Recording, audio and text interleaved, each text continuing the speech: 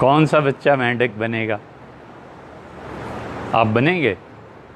हैं? कौन सा बच्चा मेंढक बनेगा भाई? बता दो, एक ना एक को तो बनना ही है ना। बहुत से तरीके हैं। जिसे मेंढक बनना है वो ज़रा खड़ा हो जाए।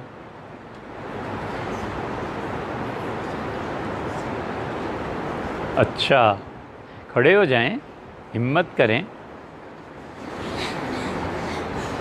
ठीक है बेटे, माशाल्लाह। क्या नाम है आपका? हमज़ा। कहाँ से हैं? नथिया गली से। बेटे मेंढक तो इसे बना लेंगे, तशरीफ़ रखिए, ठीक है। और आपको हंसी भी आएगी। जी बेटे आप बताइए, आपने भी मेंढक बनना है? बहुत अच्छे, इसे भी मेंढक बना लेते हैं। लेकिन एक शर्त है, जो बच्चा इसकी पाबंदी करेगा तो फिर हम इसे मेंढक बनाएंगे। और पाबंदी नहीं करनी, अगर एक बच्चा भी ऐसा निकला ना जिसने पाबंदी नहीं की, तो फिर ये तमाशा ख़त्म। अब मानेंगे? पाबंदी करेंगे इंशाअल्लाह। बेटे इस बच्चे को मेंढक इसलिए बनाना है ताकि आपको ज़ुबान सिखाई जाए। मसलन आप मार को क्या कहते हैं कि उस उस्ताद ने जब वो चेहरे पे मारता है तो उसे क्या कहते हैं? थप्पड़, ठीक है। और जब वो हाथ से जिस्म के किसी भी हिस्से पे मारे तो उसे क्या कहते हैं? चपत। उसे कहते हैं पिटाई। और चपत कहते हैं ये गर्दन का जो पिछला हिस्सा है ना, ये हिस्सा, इस पे हल्का सा मारना के चपत लगाई। तो मारने के साथ साथ अल्फाज भी ज़ुबान में बदलते हैं। थप्पड़ मारा तो इसका मतलब ये है कि उसने उसके चेहरे पे मारा। चपत लगाई, 1 2, नालायक, काम नहीं करते। हजूर सल्लल्लाहु अलैहि वसल्लम ने जो फरमाया है ना कि जब बच्चा 10 बरस का हो जाए तो उसे नमाज पढ़ाओ, तो वहाँ पे जो तर्जुमा जिन्होंने किया है ना मारो, उनसे तर्जुमा हुआ नहीं। मुराद ये थी हजूर सल्लल्लाहु अलैहि वसल्लम के चपत लगाओ।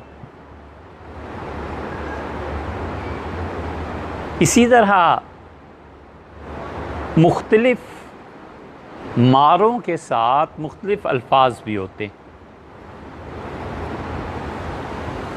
ये दरवाज़ा बंद कर दें, उन्हें ही करने दीजिए जिन्होंने खोला है। अच्छा, तो इस तरह बच्चों, ये बच्चे बहुत अच्छे हैं दोनों, जो आपको बताएंगे कि जब आप बताना चाहें कि उस्ताद ने क्या सज़ा दी तो वो आपको बता सके। आप कहते हैं मेंढक बनाया, लेकिन ऐसे नहीं होना चाहिए। जो बात असल है कि आप कल को इन बच्चों को मेंढक कहने लगे। ठीक है ना बेटे? आपकी उम्र ऐसी है ना कि अगर मेंढक बनाए तो आपको मजाक और हंसी सूझे। जिस शख्स को बच्चों तनकीद और तनकीस में फ़र्क नहीं आता ना, उसके लिए किसी को भी बुरा कहना हराम है, जायज़ ही नहीं। एक है तनकीद करना, अच्छाई बुराई किसी की, उसकी बुराइयों को अच्छे अल्फाज में बयान कर देना। एक है तनकीस, कि उसके नकाइस, उसकी बुराइयाँ, उससे नफ़रत दिलाना। ये नफ़रत दिलाना भी एक और चीज़। तो इसलिए बेटे अगर आप करेंगे, इसको बच्चे को कहना शुरू कर दें मेंढक, तो इसका मतलब है कि आपने इसकी तनकीस की, नक्स निकाला, तोहमत लगाई। अल्लाह के यहाँ इस पे बहुत पकड़ है। जिस शख्स को तनकीद और तनकीस का फ़र्क नहीं ना पता, उस आदमी के लिए बोलना हराम है, हराम। चुप रहे, मत बोले।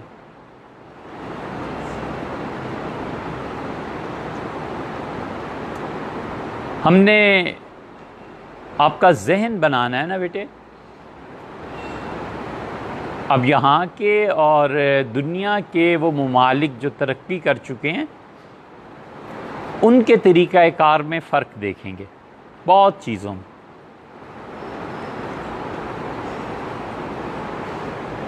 अमेरिका में कार अब आ गई है रोड्स पे, ईजाद भी हो गई, आ भी गई।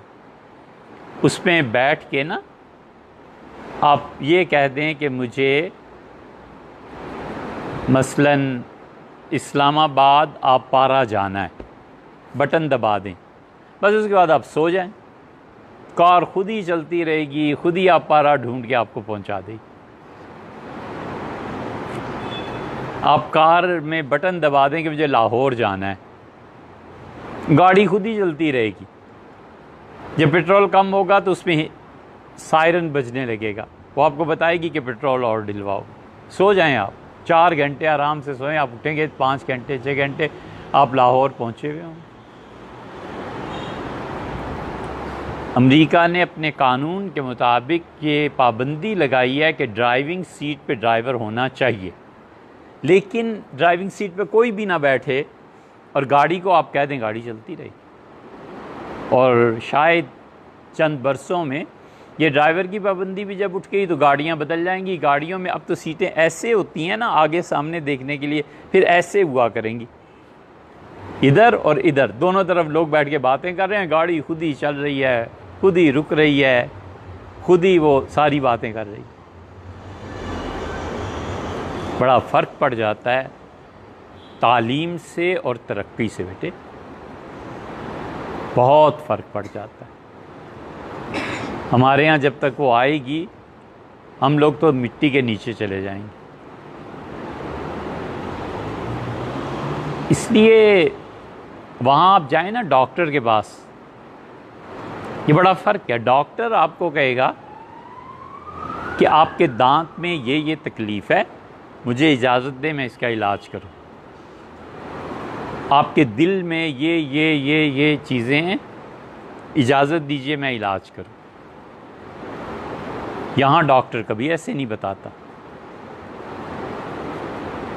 ये फ़र्क है। आप कहें नहीं मुझे इलाज नहीं कराना, बिस्मिल्लाह छुट्टी। इसलिए बेटे जो लोग दुनिया में तरक्की करते हैं ना, इस तरक्की की इब्तिदा कहाँ से होती है? पहला बीज तरक्की का क्या होता है?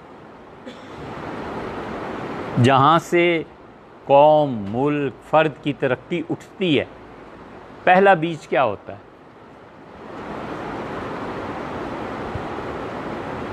बोलो, कोई बच्चा बोले। अच्छा, तरक्की का पहला बीज बेटे सच्चाई होती है। जब लोग सच बोलने लगते हैं, सच का साथ देने लगते हैं, सच्चाई की खातिर वो खड़े हो जाते हैं, उस वक्त कौमें तरक्की करती हैं। और उन कौमों पे हज़ारों साल जब बीत जाते हैं तो एक मुस्तकिल तहज़ीब बन जाती। और इसीलिए किसी से नफ़रत दिलानी हो तो उसका भी तरीक़ा है। आप जब बड़े होंगे तो आपको सोचना पड़ेगा कि आप अपने मुल्क में किस निज़ाम को चाहते हैं। हमने जब इन निज़ामों को पढ़ा, सोशलिज़म को, कम्युनिज़म को, सरमायादारी के निज़ाम को, तो बहुत बाद में चाइना के निज़ाम को पढ़ा और हमें चाइना का निज़ाम बहुत अच्छा लगा। और इत्तेफाक ऐसा है कि उस निज़ाम के पढ़ने से पहले भी हमारे जहन में खाका था कि होना ये चाहिए। चाइना में आप कभी नहीं सुनेंगे इंतखाबात हुए ऐसे जैसे हमारे यहाँ होते हैं। चीन वाले पढ़े लिखे बच्चों को बढ़ाते जाते हैं, यहाँ तक कि जब वो सेक्रेटरी के ओहदे तक पहुँचता है सेंटर में, तो उसे ही उठाकर वज़ीर बना देते हैं। कहते हैं तुमने 20 साल 30 साल इस शोबे में ख़र्च किए हैं, तुमने 20 साल तक फॉरेन अफेयर्स को संभाला है, तुमने 20 साल तक मुल्क में पानी के निज़ाम को चलाया है, तुम जॉइंट सेक्रेटरी थे, फिर सेक्रेटरी हुए, फिर अफसर वगैरह वगैरह। आपने 20 साल तक इस मुल्क में बिजली के निज़ाम को संभाला है, अब मिनिस्टर बाहर से क्यों लाएं भाई, आप ही वज़ीर बन जाएं तक क्या आप अपने महकमे को सही तरह संभाल सकें। ये बड़ा अच्छा निज़ाम। इसलिए हम आपका जहन ये बनाते हैं कि जमहूरियत जो है ना बेटे, ये बहुत ही ख़राब निज़ाम। ये आज सारा इलेक्शन और वोट और ये चीज़ें हो रही हैं, इस पे आज हम दोस्तों से एक बात कर रहे थे, वो भी हंसे, शायद आप भी हंसें। मुल्ला नसरुद्दीन का नाम सुना है? सुना है? वो बच्चा हंस रहा है। मुल्ला नसरुद्दीन का नाम सुना है बेटे? कौन थे? हैं? लतीफ़ों में नाम आया है। मुल्ला नसरुद्दीन तुर्की थे, तुर्की के रहने वाले थे, तुर्क थे, और वो उनकी तबीयत पे मिजाह गालिब था, हर एक से मजाक करते थे और थे बड़े दाना। अल्लाह ने उन्हें बड़ा इल्म भी दिया था और हिकमत से बात समझाते थे। एक तंग सी गली थी, उस गली में उनका घर था और उस तंग गली की वजह से वहाँ पे कोई जानवर भी नहीं गुजर सकता था। तो मुल्ला साहब ने किराए पे लिया हुआ था और वो वहाँ अपनी चीज़ें खुद ही ले आया करते थे, और गधा भी उन्होंने रखा हुआ था। बड़ी मुश्किल से गधा गली से गुजरता था। तो उनके पड़ोसी ने एक दिन कहा कि मैं अपने जानवरों के लिए घास लाया हूँ और घास बहुत ज़्यादा है, तो ये घास मैं आपके छत पे गिरा देता हूँ और आप अपने गधे को ये घास खिला दीजिए। अब वो इतनी घास उसने फेंक दी, मुल्ला नसरुद्दीन बड़े खुश हुए। उन्होंने कहा हो, इतने दिन जो मैं घास लेने के लिए जाता था और उठा के लाता था, मेरे पड़ोसी ने तो इतनी घास फेंक दी। या अल्लाह, इस घास को ऊपर से नीचे कौन लाए। और नीचे उनके घर की हालत भी ख़राब हो जाती। उन्होंने कहा चलो गधे को ऊपर ले चलते, घास गधे तक ना पहुंचे, गधा घास तक पहुंच जाए। ये हुआ करता है। इसलिए बेटे, अल्लाह के जो सही असली बंदे होते हैं ना, उलमा, वो ईमान को इन कुर्सियों वालों तक पहुंचा देते हैं, खुद कुर्सियों पे नहीं बैठते। वो कहते हैं कुर्सी हमारे पास चल के आए तो भी कबूल नहीं, ईमान अलबत्ता हम तुम तक पहुंचा देंगे ताकि तुम अच्छे बनो, इंसान बनो। बड़ा फ़र्क है। गधा ऊपर पहुंचा, सीढ़ियां चढ़ता हुआ, उसे घास की खुशबू आ गई, बहुत खुश हुआ और जाकर चरने लगा। मुल्ला नसरुद्दीन भी बड़े खुश हुए और पानी उन्होंने नीचे से लिया, ऊपर पहुंचाया। आखिर वो घास कै दिन चलती। एक दिन घास ख़त्म हो गई तो मुल्ला नसरुद्दीन ने चाहा कि इस गधे को अब नीचे ले जाएं।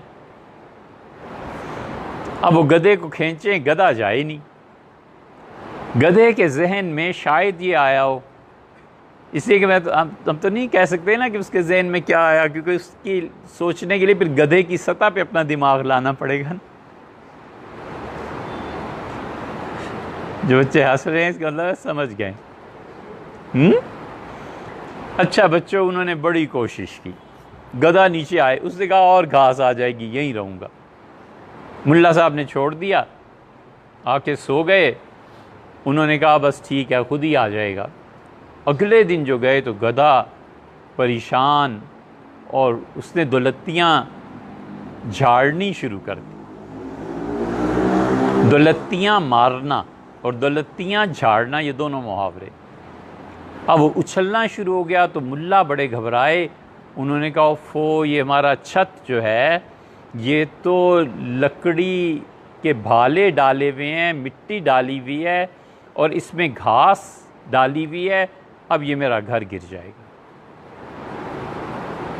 उन्होंने पकड़ा तो और उछलने लगा। उनका या अल्लाह खैर, अब तो ये गिर ही जाएगा। और आखिर वही हुआ, मुल्ला कोशिश कर रहे थे और घर की छत गिर गई और मुल्ला नीचे पहुँचे, धड़ाम से गिरे, धमाका हुआ और गधा भी ज़ख्मी, मुल्ला भी परेशान, छत भी गिर गई। मोहल्ले वाले जमा हो गए और मोहल्ले वालों ने कहा कि अरे मुल्ला साहब क्या हुआ है, क्या हुआ है। उन्होंने मिट्टी हटाई, मुल्ला नसरुद्दीन को निकाला और उन्होंने कहा क्या हुआ है। उन्होंने कहा हुआ तो जो कुछ भी है, तुम गधे को देखो और मुझे देखो और इस छत को देखो, मगर मुझे इससे नसीहत ये मिली कि हम कभी कभी गधों को छत पे चढ़ा देते हैं तारीफ़ें कर कर के, और फिर गधे नीचे आने को तैयार नहीं होते, और नतीजा ये निकलता है कि वो जगह जिस पर लेके गए थे ना, उसकी भी तौहीन होती है, उसके काबिल नहीं होते, खुद भी गिर के ज़ख्मी होते हैं और जो पहुंचा रहे होते हैं ना उनका भी नुकसान कर देते हैं।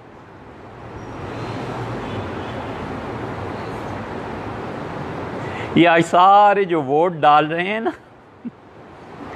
ये इस मुल्क और कौम पे ये गधों को मुसल्लत कर रहे हैं। अब अगले 8-10 दिन में पता चल जाएगा कौन कौन गधा किस मुकाम पे पहुंचा है। ये बेटे बहुत छोटा लफ्ज़ है जो हमने इन्हें गधे कहा है। ये आपस में एक दूसरे को माँ बहन की गालियाँ देते हैं। अल्लामान अल हफीज़, इन्हें बोलने का तरीका नहीं आता। एक इनमें भुट्टो था, उसने एक मरतबा जलसा किया लाहौर में, अब तक उसकी रिकॉर्डिंग मौजूद है, और हमसाया वज़ीर आज़म इंदिरा गांधी को बिल्कुल उसने माँ बहन की गाली दी।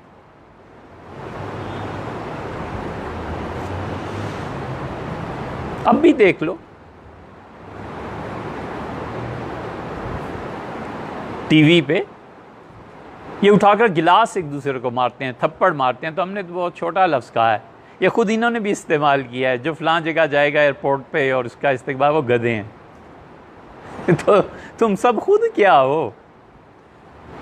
हर सियासतदान में बेटे दो चीज़ें हैं। जब आप बड़े होंगे तो आप इसका तजर्बा कीजिएगा, ये सब के सब झूठे हैं और सब के सब अनपढ़ हैं।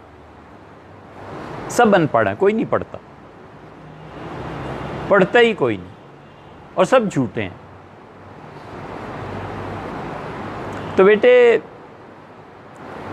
ये लफ्ज़ इसलिए होते हैं कि आपके दिल में उसकी नफ़रत बिठाई जाए। पॉलिटिक्स, जमहूरियत, जिसके ये अलंबरदार हैं, आपका जहन बने। हम पहले से बताते हैं ताकि आप धोखे में ना रहें। तो अगर आप इन बच्चों को मेंढक तो बनना है, ठीक है, मेंढक बन के आपको दिखा देंगे, लेकिन अगर आपने मेंढक कहा ना इन बच्चों को तो फिर ठीक नहीं कहेंगे ना, नहीं, बिल्कुल किसी का नाम नहीं बिगाड़ते, ऐसे करते ही नहीं। अच्छा, कितने जानवरों की आवाज़ों का हमने बताया था? मेंढक की आवाज़ को क्या कहते हैं? मेंढक, परिंदे चहचहाते हैं, मुर्गा कुकड़ू को, और हाथी चिंघाड़ता है, और कोयल कूकती है। बहुत अच्छे, बहुत अच्छे, कोयल कूकती है। और बंदर, अब फंसे ना, बंदर घिघियाता है। उर्दू में फ़िक्रा लिखेंगे कि बंदर घिघिया रहा था, यानी बंदर की आवाज़ आपने सुनी और उसकी आवाज़ को क्या कहते हैं? घिघियाना।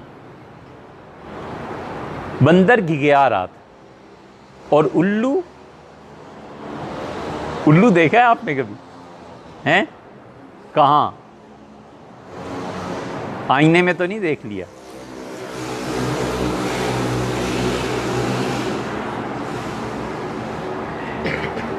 उल्लू की आवाज़ को क्या कहते हैं?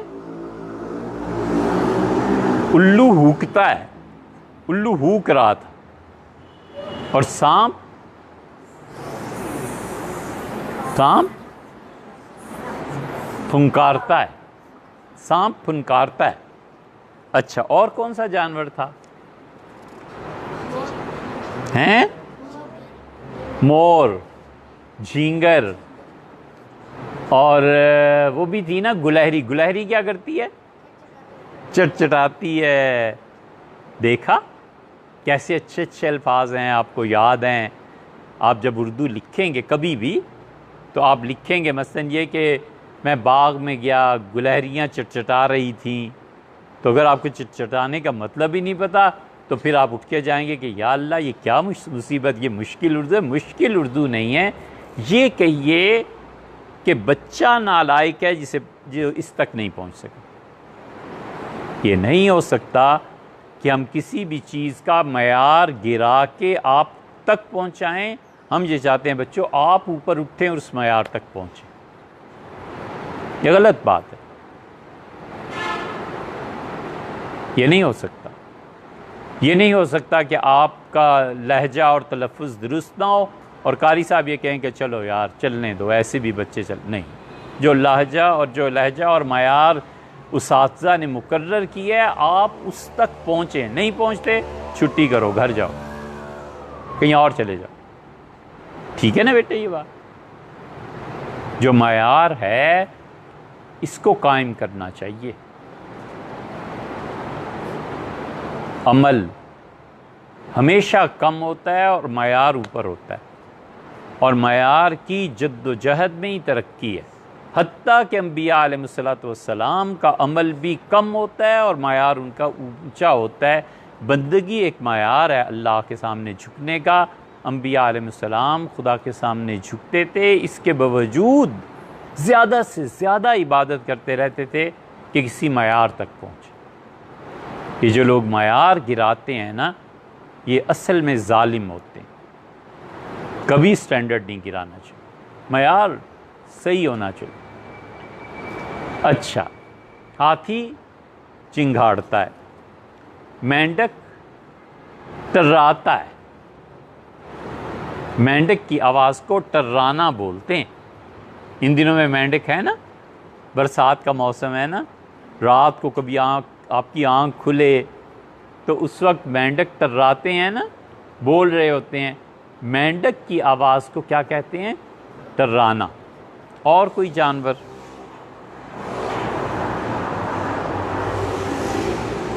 हाँ, एक जानवर का नाम हमने और लिखा है।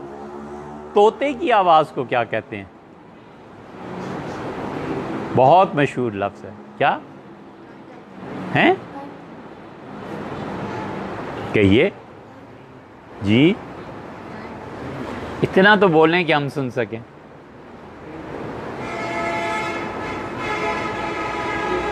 तोता रटता है, रट्टू तोता। तोते की आवाज़ को रटना कहते हैं। कहते हैं ना ये रट्टू तोता है। और तोते तुमने रट लिया है, तोते की तरह रटे जा रहा है, रटे जा रहा है। होता है ना? आपने घर में भी नहीं सुना तोते की आवाज़ क्या कहते हैं? रटना। तोता रटता है, रट्टू तोता, ये सारे अल्फाज हमारे यहाँ उर्दू में इस्तेमाल होते हैं।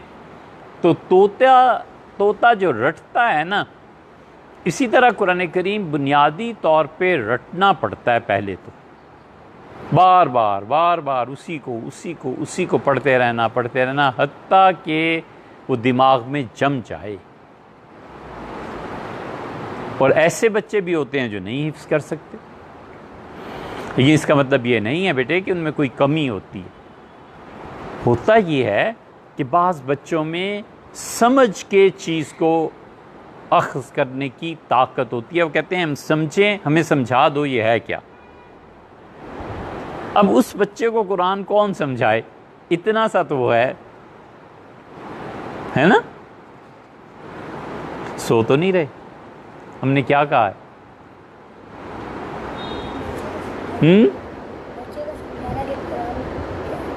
बच्चे को समझाना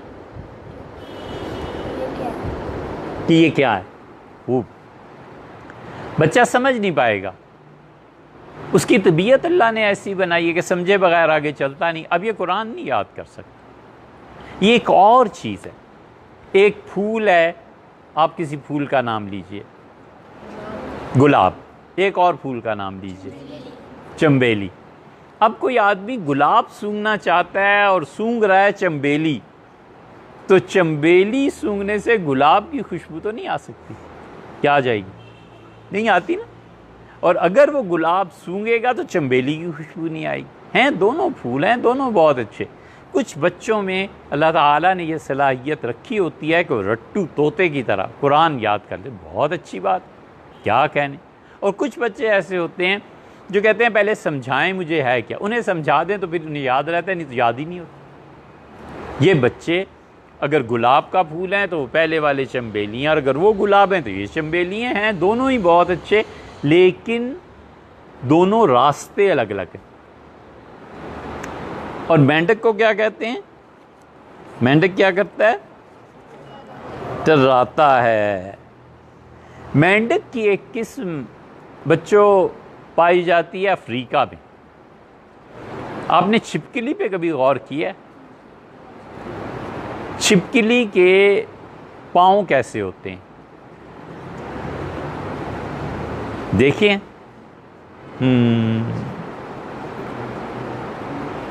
डर लगता है? नहीं, कराहत महसूस होती है कि किधर छिपकली का जिक्र आ गया। छिपकली की छोटी छोटी जो उंगलियां होती हैं ना, इसमें अल्लाह ताला ने एक चीज़ रखी है कि वो गिरफ्त कर लेती हैं, पकड़ लेती हैं। तो जो मेंढक अफ्रीका में पाए जाते हैं, ये ज़मीन पे जब कोई ख़तरा देखते हैं ना, तो इनके पंजे या पाँव या वो जो चलने के लिए उसमें भी ऐसी सलाहियत रखी है, वो जल्दी से दरख्त पे चढ़ के ऊपर शाख पे जाके बैठ जाते, रात को वहीं सो जाते। एक मेंढक वो होता है जो खुश्की में होता है और एक मेंढक वो होता है जो तरी में होता है। अच्छा बच्चों, दोनों में फ़र्क क्या है?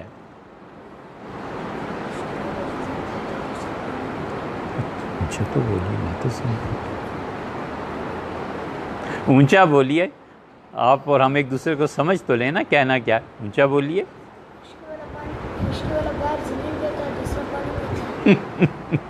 खुश्की वाला बाहर ज़मीन पे होता है, पानी वाला पानी में होता है। ठीक है बेटे, ये ऐसे ही है जैसे लोग शायरी में तुक्के चलाते हैं ना, ये लड़का है, वो लड़की है, ये कर्नल का बेटा है, वो कर्नल की बेटी है। ये ऐसे ही शायरी के जो तुक्के होते हैं ना, ये इसी तरह है। फ़र्क बताइए, फ़र्क क्या है? फ़र्क ये होता है बेटे, खुश्की, ये जब आप फ़िक़्ह पढ़ेंगे ना तो फ़िक़्ही मुबाहिस में आपको मिलेगा। जो मेंढक खुश्की पे रहते हैं ना, आम तौर पे इनकी उंगलियां एक झिल्ली से मिली हुई होती हैं। इनकी उंगलियों के दरमियान एक पतली सी गोश्त की झिल्ली होती है जो इन्हें मिला कर रखती है। और जो पानी के मेंढक होते हैं ना, वो तैरते रहते हैं, तो तैरने की वजह से उनकी उंगलियों के दरमियान की झिल्ली जो है ना, ये ख़त्म हो जाती है, तो उनकी उंगलियां खुली हुई होती। जब आप मेंढक देखेंगे कहीं तो आप समझ जाएंगे कि ये पानी का मेंढक है या खुश्की का है, फ़र्क ये हो जाता है।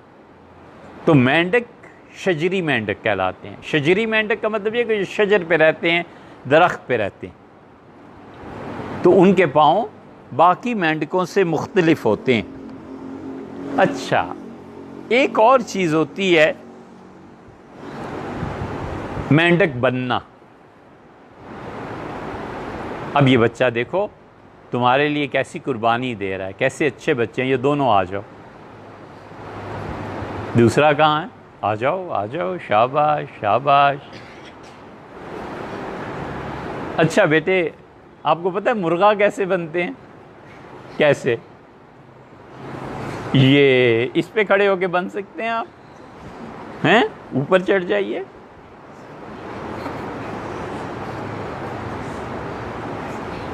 अच्छा, बस बस काफ़ी है, काफ़ी है बेटे, काफ़ी है। अब आप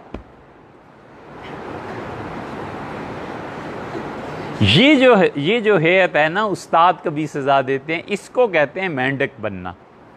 बस बेटे बस, शाबाश शाबाश, बहुत अच्छे। देखा कितनी अच्छे काम किए, कितना अच्छी बात की आपने बेटे ने, बहुत अच्छे। बैठो।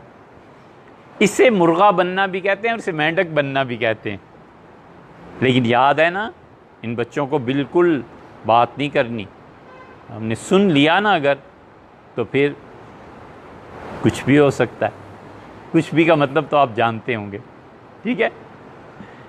तो इसलिए बेटे मेंढक बनना उर्दू में, हमारे जो उस्ताद बहुत थे ना, वो कभी कभी अपने बचपन के किस्से सुनाते थे। हमने वहाँ ये लफ्ज़ सुना, उन्होंने कहा हमारे जो कारी साहब थे मेंढक बना देते थे। तो मेंढक बनना, मुर्गा बनाना, मुर्गा बनना, ये सारा एक ही है। एक मेंढक फोड़ा भी होता है तो गंदी बात, लेकिन चलो सुन लो, आपको कभी मुमकिन है काम आए। मेंढक फोड़ा, कोई आदमी जब जा रहा हो ना, कि इसीलिए कहते हैं ना देख के चलना चाहिए। हमेशा अपना रास्ता देख के चलना चाहिए कि मैं जा कहाँ रहा हूँ। ये बेटे सारी ज़िंदगी इसका ख्याल करना चाहिए कि मैं जा कहाँ रहा हूँ। जो लोग अंधाधुंध चलते हैं ना, ये मंजिल तक नहीं पहुँचते। जो बच्चा मुकाबले में भागता है ना, वो मंजिल तक नहीं पहुँचता। ये देखो, ज़िंदगी बड़ी संजीदगी के साथ और आहिस्ता आहिस्ता चलने का नाम है।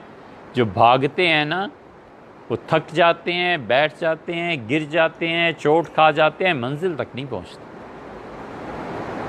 हमेशा धीरे चलो, कदम जमा के चलो, रास्ता देख के चलो।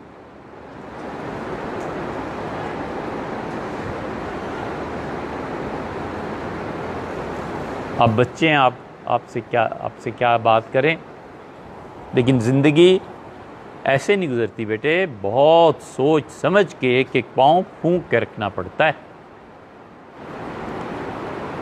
कभी कभी देहात गांव में लोग नंगे पाँव चला करते थे ना। ये चलने का एक रास्ता है, दूसरे गांव में जाना है, नहर तक जाना है, दरिया तक जाना है, तो पैदल चल के ही जाते थे लोग।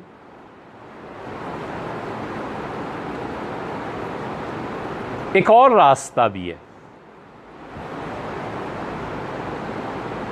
और वो रास्ते के साथ कच्चे रास्ते भी हैं। एक पक्का रास्ता है, एक कच्चे कच्चे रास्ते इधर उधर निकलते हैं।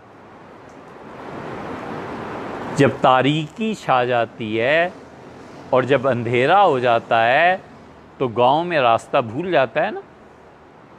आप कभी भूले हैं? कोई बच्चा जो भूल गया हो रास्ता, किसी और गली में चल पड़ा हो, हुआ है कभी? नहीं हुआ? अरे बचपन में तो बहुत लोग घर का रास्ता भूल गए। देखो ना, अब हो जाता है ना, कभी घर का रास्ता भूल जाता है तो अंधेरा होता है ना, पता नहीं चलता। इसी तरह बेटे, जब आदमी की रूह पे अंधेरा तारी होता है ना, तो भी अपना रास्ता भूल जाता है। वो इधर उधर जाने वाले किसी कच्चे रास्ते पे चल पड़ता है। असल राह अल्लाह तक पहुंचाने वाली वो अहले सुन्नत का अकीदा है। ये अहले सुन्नत जो कहलाते हैं ना, इनका असल अकीदा अल्लाह तक पहुंचाने वाला है। अल्लाह का भी वही अकीदा है। और फिर इससे शाखें कच्ची पक्की निकलती रहती हैं। जो किसी कच्चे रास्ते पे चल पड़ा ना, बस बेटे वो गुमराह हो गया, उसकी रूह पे अंधेरा छा गया और अब वो गिरेगा किसी भी जगह जाकर। इसलिए हमेशा हमेशा अपने उस्ताद से पूछ के अहले सुन्नत की राह अपनानी चाहिए। अहले सुन्नत का मतलब ये है कि वो लोग जो हुज़ूर अक़दस सल्लल्लाहु अलैहि वसल्लम के रास्ते पे चले वल जमात, और जमात से मुराद सहाबा किराम रज़ी अल्लाह अन्हुम हैं कि वो भी उसी रास्ते पे चले। सहाबा रज़ी अल्लाह अन्हुम ने ये रास्ता नहीं छोड़ा जिस राह पे रसूलुल्लाह सल्लल्लाहु अलैहि वसल्लम उन्हें छोड़ कर गए। हुआ एक मरतबा ऐसे कि लंबा किस्सा है, बस उसे मुख्तसर करते हैं। अबू ज़ब्बा एक सहाबी थे रज़ी अल्लाह अन्हु, और बसरा के हाकिम थे, और अमीरुल मोमिनीन सैयदना उमर रज़ी अल्लाह अन्हु ने मुकर्रर किया था। तो जब भी जुमे को खुतबा देते थे ना, तो हमेशा सैयदना उमर रज़ी अल्लाह अन्हु की तारीफ़ करते थे। शुरू ही वो इससे करते थे कि अमीरुल मोमिनीन को अल्लाह सलामत रखे, अमीरुल मोमिनीन ऐसे, उमर ऐसे, उमर ऐसे, उमर ऐसे। तो अबू ज़ब्बा अंसारी रज़ी अल्लाह अन्हु ये गवर्नर नहीं थे, गवर्नर और थे, अबू मूसा अशरी थे।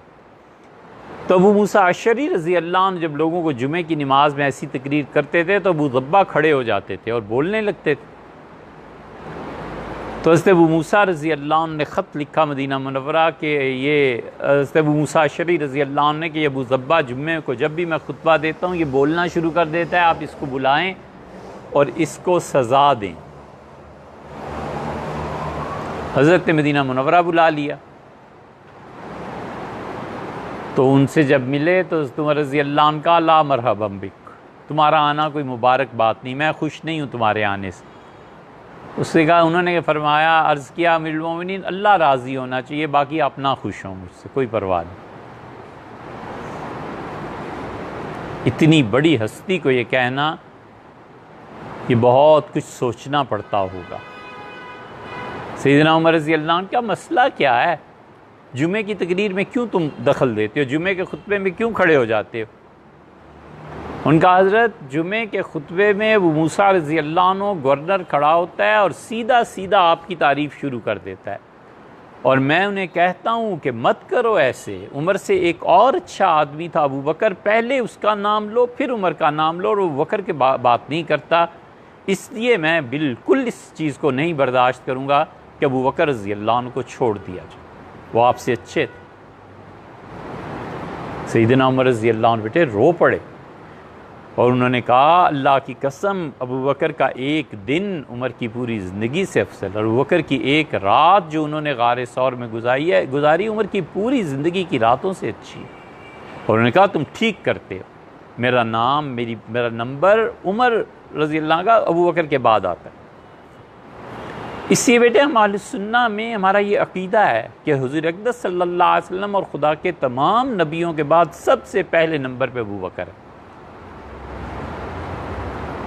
इसलिए झूठ बोलते हैं जो कहते हैं ना अली दा पहला नंबर, सैयदना अली रज़ी अल्लाह अन्हु का चौथा नंबर है यार, पहले नहीं है।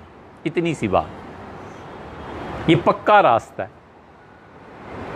गांव में कभी कभी कच्चे रास्ते पे चलते हुए ना, किसी ये अब सोचो आप चल रहे हैं और पाँव के नीचे मेंढक आ गया, ओफो अब क्या होगा, गंदा सा लग रहा है ना, मेंढक मर गया, हंसी आ रही है। ये कभी कभी होता था कि पाँव के नीचे मेंढक आ जाता था, और मेंढक के मरने की वजह से दो जगह ऐसी थी इंसानी जिस्म में जहाँ पे फोड़े बन जाते थे, एक जगह बन जाता था। कभी तो फोड़ा बन जाता था हाथ की इस बाजू के और ये कंधे के दरमियान की जगह पे, यहाँ फोड़ा बन जाता था, इसे कहते थे मेंढक फोड़ा। यानी इस आदमी के पाँव के नीचे कहीं मेंढक आ गया है और इसको ये फोड़ा निकल आया। और कभी कभी ये फोड़ा बनता था पाँव के तलवे में, ये मेंढक फोड़ा बन जाता था, इसे कहते ही मेंढक फोड़ा है। ये पहली मर्तबा मालूम है हमने कब लफ्ज़ सुना था। हम बिल्कुल छोटे से थे और हमारे पाँव में स्याह रंग का यहाँ एक फोड़ा निकला है। ये तो हमें नहीं मालूम कि हमारे पाँव के नीचे कोई मेंढक आया था या नहीं, लेकिन हमें ये अच्छी तरह याद है उसमें सख्त जलन थी, बहुत जलन होती थी, बहुत शदीद। तो हमें क्या मालूम कि ये क्या हुआ है क्या नहीं हुआ, लेकिन मेंढक फोड़ा निकल आता है। ऐसे ना हो बेटे कि आप ये सोचने लगे कि हमें निकला है आपको भी निकल। अस्तग़फ़िरुल्लाह। अल्लाह से हमेशा खैर मांगनी चाहिए, अल्लाह ताला से हमेशा आफ़ियत मांगनी चाहिए। आपके बचपने की उम्र में जी चाहता है ना कि अपने उस्ताज़ा पे बड़े लोगों पे हम चले, ऐसे नहीं है, अल्लाह से खैर मांगनी चाहिए। वो फोड़ा निकल आया, हम बहुत परेशान ज़ाहिर है, और पाँव ज़मीन पे रखना बड़ा दुश्वार हो गया। तो अल्लाह ताला अपने कुर्ब में मुकाम नसीब फरमाए। हमारे वालिद मोहल्ले में एक ख़ान रहते थे, वो ख़ान नहीं थे ज़ात के, मगर उन्हें ख़ान कहते, कश्मीरी वो कहते थे ख़ान। तो उन्हें बुला लाई, मगरिब की नमाज के बाद वो आए, और बड़े अच्छे आदमी थे। अल्लाह ताला उनको सुकून के साथ रखे। अब भी हम उनकी कब्र पे जाते हैं तो हमें याद आता है हमारे साथ कैसी मोहब्बत और शफ़क़त से पेश आए। कंधे पे हाथ रखा, कहाँ उनकी उम्र, कहाँ हम इतने छोटे से, कहा संगी ओए यार क्या बात है। और उन्होंने लंबी एक सुई होती है, उसे क्या कहते हैं, सुआ ना, वो और होता है, उससे तो बोरियां सीते हैं। चलो इस पे फिर बात करेंगे। बहरहाल मुख्तसर किस्सा ये कि उन्होंने इसमें काला डोरा डाला।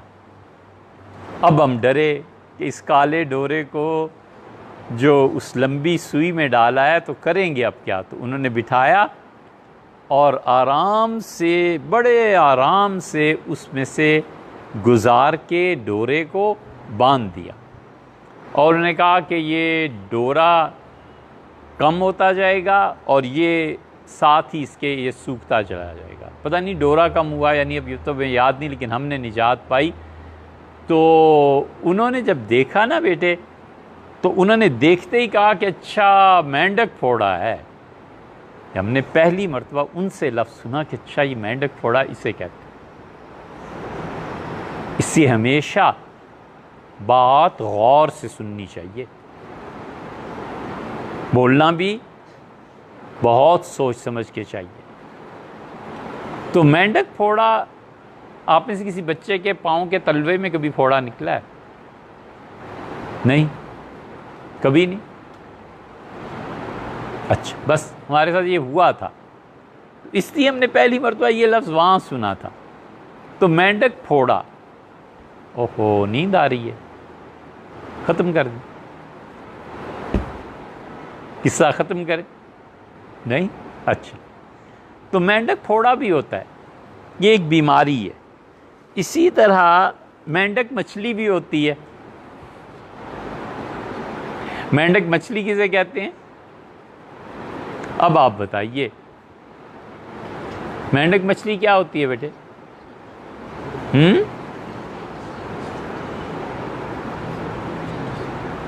मेंढक मछली का एक नाम है गौकची, गौकची, गैन वाओ गौ, और कच्ची जैसे लिखते हैं ना बगैर शद के, गौकची।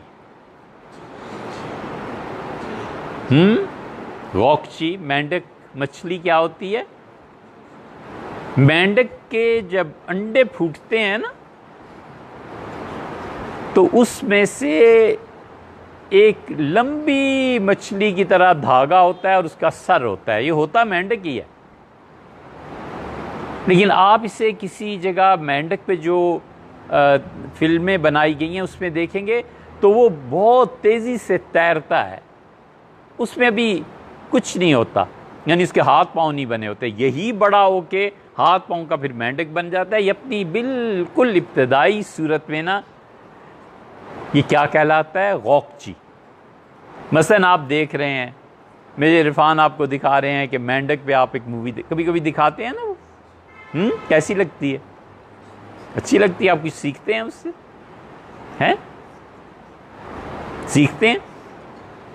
मसलन किसने सीखा है? सोच समझ के बोलो ना, अब नहीं बोलते। आपने कुछ सीखा है? आपने कुछ सीखा है? आपने कुछ सीखा है? कोई चीज़ उन्होंने आपको सिखाई हो, बताया हो? तो आप बैठे हुए हैं और मेंढक का बच्चा इतना लंबा धागा धारी, आगे एक सर है, तो आपने साथ अपने दोस्त से कहा कि ये गोकची देखो। तीसरे को समझ ही नहीं आती कि गोकची क्या होता है, इसी को उसे पढ़ा ही नहीं ना, वो उर्दू पढ़ी होती तो पता चलता गोकची क्या होता है। इसलिए ये मातम नहीं करते कि हमने पढ़ा नहीं, मातम ये करते हैं कि उर्दू मुश्किल है। एक बच्चे को अगर आम हजम ना हो तो अब आम को दुनिया से ख़त्म करें या ऐसे बच्चे को कहें भैया तू घर बैठ, तू इसका खाने के काबिल ही नहीं? सही है ना? क्यों बच्चों आम ख़त्म कर दें, उस बच्चे को कहें कि अपना इलाज कराओ? बच्चे को ये है बेटे, गोकची कहते हैं। और कभी कभी मेंढक जो होता है इसको मुहावरे में भी इस्तेमाल करते हैं और कहते हैं कि मेंढकी चली मदार को।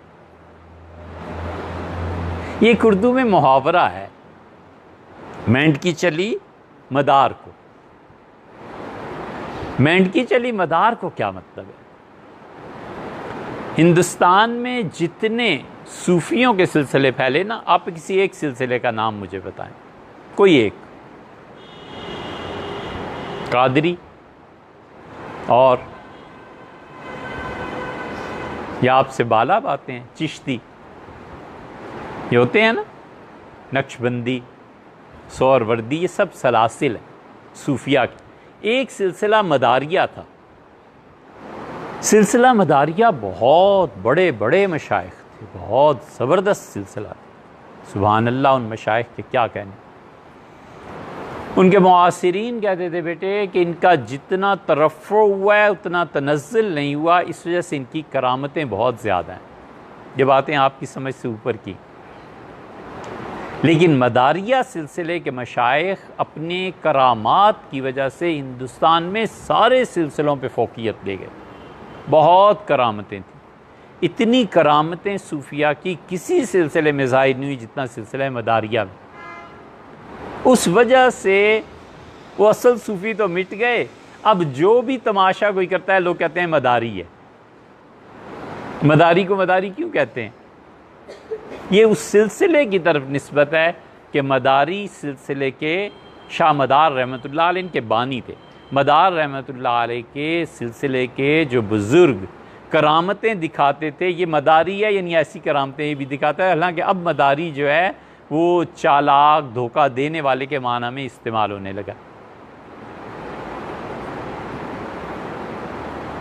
तो मुहावरे में ये कहते थे कि मेंढकी चली मदार को, यानी मेंढकी को देखो इसकी जान ही क्या है, और चली है कोई करामत दिखाने। शाह मदार रहमतुल्लाह अलैह के यहाँ जा रही है कि हज़रत की बैत, हज़रत से बैत हो के मेंढकी कोई करामत दिखाई। ये उस वक्त कहते हैं जब आदमी अपने से कई गुना ज़्यादा काम के दावे करने लगे। मसलन एक सियासतदान कहता है कि अगर मेरी हुकूमत आ गई तो मैं पाकिस्तान में 1 अरब दरख्त लगाऊंगा। आज सन 18 है ना बेटे, अगर उस शख्स की हुकूमत आ गई तो 5 साल बाद ये बात सुनना पक्का झूठा है, 1 अरब दरख्त लगा ही नहीं सकता। इसको कहते हैं कि मेंढकी चली मदार को। एक झूठा हमने और भी देखा, ये आया था पीपल्स पार्टी का वज़ीर आज़म बन गया ना, रज़ा गिलानी, पूरा क्या नाम था इसका, हैं यूसुफ रज़ा गिलानी जी। अब वज़ीर आज़म बना तो उसने अखबार में सुर्खी लगी कि 10 लाख घर गरीबों के लिए बनाऊंगा। हमने कहा सुभान अल्लाह, मेंढकी चली मदार को। हमारे एक दोस्त थे, वो मुझसे कहने लगे इसका मतलब, मैंने कहा डिक्शनरी में देखो, ये है मेंढकी चली मदार। अब जो आया है जो कहता है 1 अरब, वो कहता है कि मैं 50 लाख घर गरीबों के लिए बनाऊंगा। क्यों झूठ बोलते हो, क्यों झूठ पकते हो? एक काम की बात याद रखो बेटे, ये बात मैं आइंदा आपसे सुनूंगा भी। ठीक है, ये काम की बात याद रखो बेटे। उम्र भर, पूरी जिंदगी में वो बात नहीं कहनी जिसे आप कर नहीं सकते, ठीक है। क्या कहा हमने? शाबाश। पूरी उम्र वो बात नहीं जुबान से कहनी जिसे हम कर नहीं सकते, कभी भी, कभी भी। क्या कहा बेटे हमने?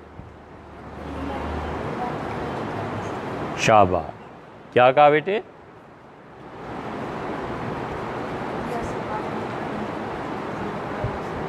कभी ऐसी बात नहीं कहनी जो कर नहीं सकते।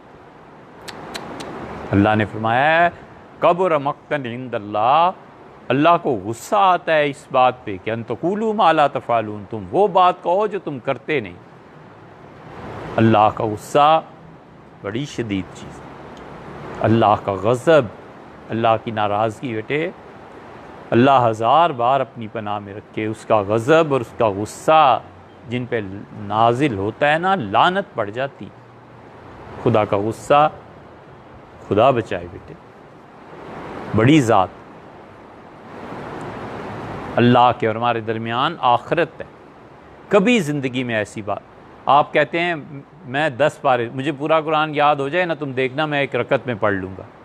यार अगर आप करेंगे नहीं ना तो आपने तो अल्लाह के गज़ब को दावत दी। अच्छा ऐसे है कि तुम चलो और मैं आता हूँ खाना खाते, नहीं खाना तो आप क्यों किसी को कहते हैं कि मैं और तुम मिलके खाना खाएंगे? कभी ऐसी बात ना करो। अल्लाह ने फरमाया है लिमा तक़ूलूना मा ला तफ़अलून, क्यों ऐसी बातें ज़ुबान से निकालते हो जो तुम कर नहीं सकते। कबुर मक़तन इंदल्लाह, और अल्लाह को बड़ा शदीद गुस्सा, नाराज़ होता है अल्लाह उन लोगों पे जो कहते हैं और करते नहीं। ठीक है, ये बात याद रखिएगा, ये आइंदा मैं आपसे सुनूंगा भी, ठीक है ना बेटे। ज़िंदगी भर कभी ऐसी बात मत करो जिसे तुमने करना नहीं, और अगर कह दिया तो फिर जान लड़ाओ उस पर, फिर कर गुजरो, फिर करो। तो मेंढकी चली मदार को, अल्लाह रे मेंढकी को भी ज़ुकाम होने लगा। ये भी एक मुहावरा है, मेंढकी को ज़ुकाम होने लगा, मतलब यह कि मेंढक रहते ही पानी में है और पानी में रहने वाले को क्या ज़ुकाम होना है। तो मेंढकी को ज़ुकाम होने लगा जब कोई आदमी अपनी हैसियत से बढ़ के बातें करने लगे, इसे कहते हैं मेंढकी को ज़ुकाम हुआ। 2-2 टके के आदमी असम्बली का वोट, असम्बली में जाएंगे, मेंढकियों को ज़ुकाम। आज देखना कितनी मेंढकियों को ज़ुकाम हुआ है और इनके बयान सुनना, जमहूरियत, ये सब मेंढकियां मदार को जा रही। 5 साल बाद देखना आज जो इन्होंने कहा है ये सब का सब झूठ साबित होगा बेटे, झूठ। अल्लाह का शुक्र है अब ऐसा वक्त आ गया है कि अगले सामने दिखा देते हैं कि ये झूठ है और ये है, ये कह रहा है और ये कह रहा है। ये सब ऐसे ही हैं बेटे, सब। कौमें साले खून को पैदा करती हैं। इंसानी जिस्म में खून कहाँ से पैदा होता है?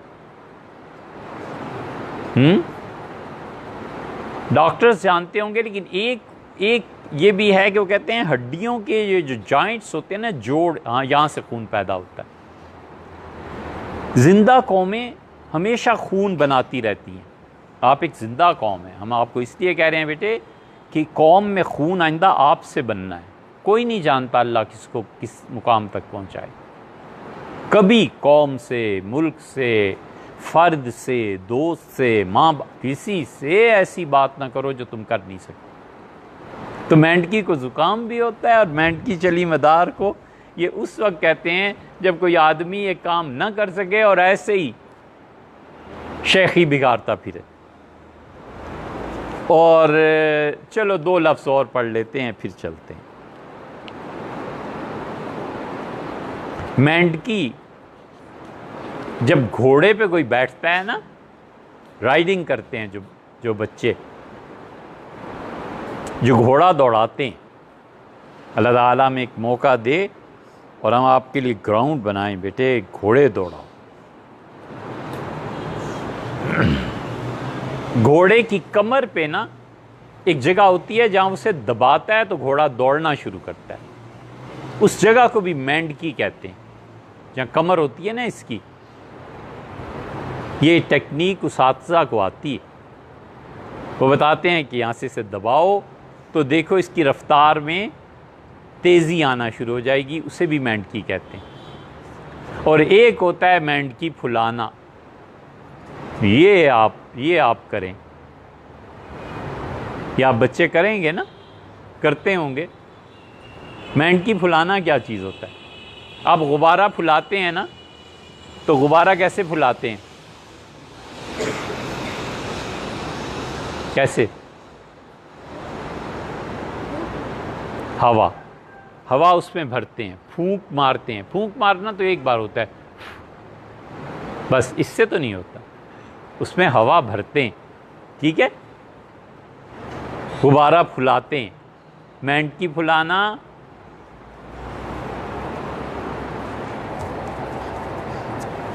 समझे? ये दिखाना कि देखो मेरे आसाब कितने मजबूत हैं। पहलवान लोग ऐसे करते हैं ना, जो बच्चे वेट लिफ्टिंग करते हैं ना, उन्हें बड़ा शौक होता है मेंढकी फुलाने का, और अच्छी शौक है, होना भी चाहिए बेटे। करें, आप वर्जिश किया करें।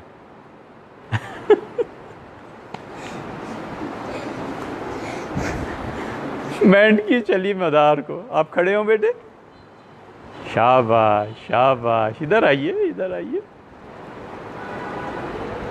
देखो ये मेरा शेर भी ऐसे ऐसे करके मेंढकी फुला। बहुत अच्छे, बैठिए। इसे कहते हैं मेंढकी चली मदार को। जान जुस्सा देखो बेटे, मगर बहुत अच्छा है, बहुत अच्छा है।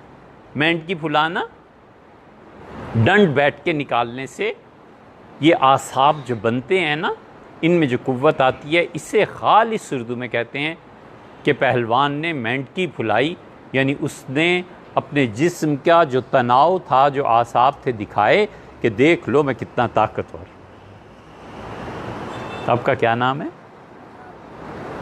वहाब। अच्छा, माशाअल्लाह। ठीक है बच्चों, अब मेंढक तो ख़त्म हो गया, ठीक है। और कितनी बातें याद रखनी है? एक, इन बच्चों को कुछ नहीं कहना, भूल जाओ, ठीक है। दूसरी बड़ी बात जो हमने बताई क्या है? शाबाश, उम्र भर ऐसी बात नहीं कहनी जो आप कर नहीं सकते, ठीक है बेटे। और तीसरी भी कोई बता दो, कोई एक हैं? क्या कहा?